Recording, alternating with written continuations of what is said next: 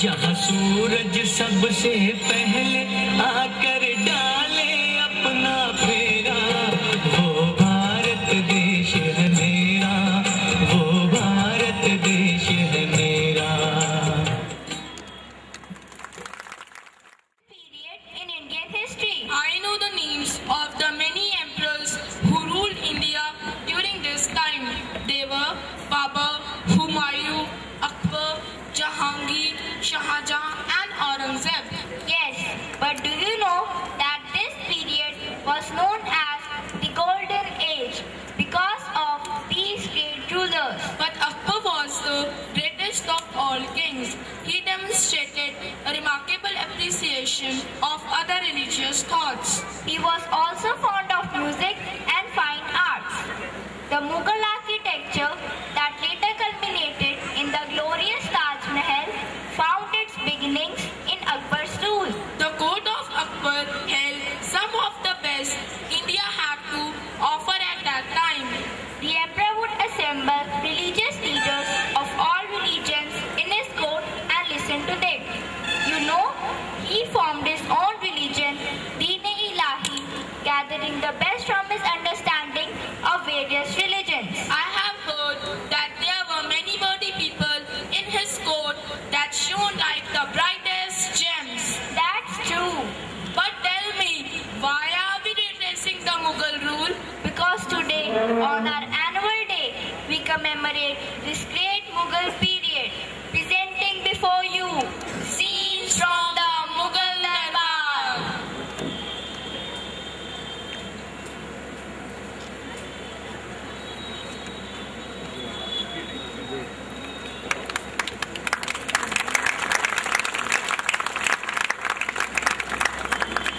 Nine of these worthy people were especially chosen as Navratna or the 9 gems.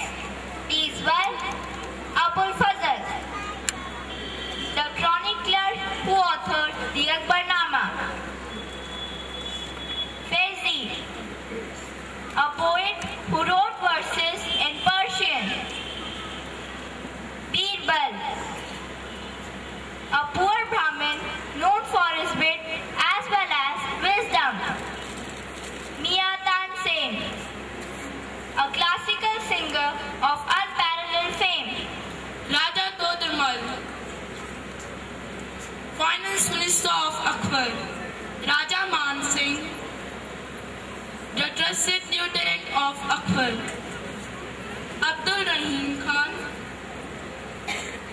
a poet, son of Behram Khan, Akbar's caretaker; Fagir Ezziuddin and Mullah Do Pyasa, 2 advisors belonging to Akbar's inner circle. बादब बामुलाइजा होशियार मुगलिया सल्तनत के शहंशाह हिंदुस्तान के सम्राट बादशाह अकबर अपनी शरीके हयात राजपुतानी जोधाबाई के साथ पधार रहे हैं।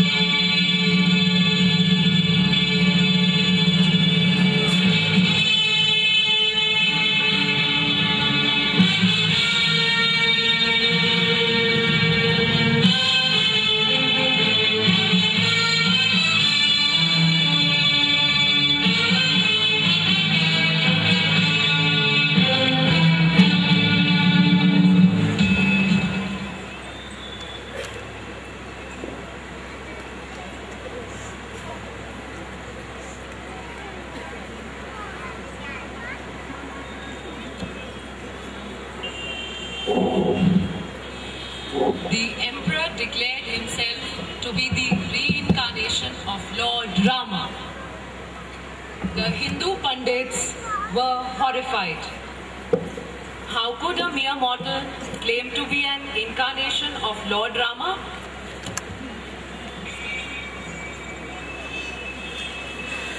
Have you heard? Our emperor declared that he is the reincarnation of Lord Rama. Reincarnation of Lord Rama.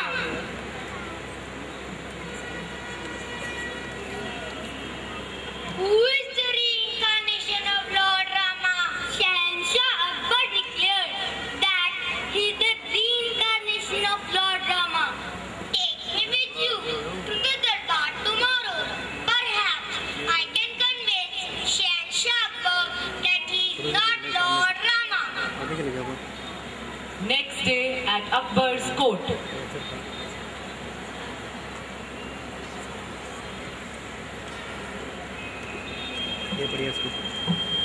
Who is this young boy?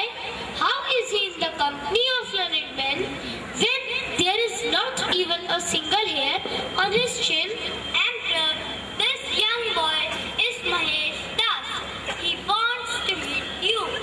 Shah Alam, if you judge a man's wisdom by the number of hair on his chin, then I can produce one who is wiser than us all. He left the court hall and reappeared a few minutes later, leading a billy goat with a long beard. Everyone present in the courtroom looked anxiously at Akbar. Was Akbar likely to be angry? But Akbar smiled. You are a small boy, but your wits are sharp. Who are these people? What are these in their hands? Jahapana, I humbly beg you for a small favor. Would you throw these stones into the jug of water so that they land one on top of the other? Yes, why not? Akbar then took the jug and stones from them and threw the stones into the water, one after another. 2 stones landed, one on top of the other. The rest of the stones fell in different places. Though it seems easy, but it is quite difficult to place stones one on top of the other. Alampana, Lord Rama had a great way across the ocean from India to Lanka in just this way. So you are trying to prove that Lord Rama was a far greater man than your emperor? Akbar's voice held admiration. He then turned to the Pandits. This young boy is far better Pandit than all of you. He is very witty. I will make him a courtier. I enjoy the company of clever minds. Jahapana, I will serve you with my heart and soul. Mahesh Das was none other than Birbal, a great man known for his valuable advice.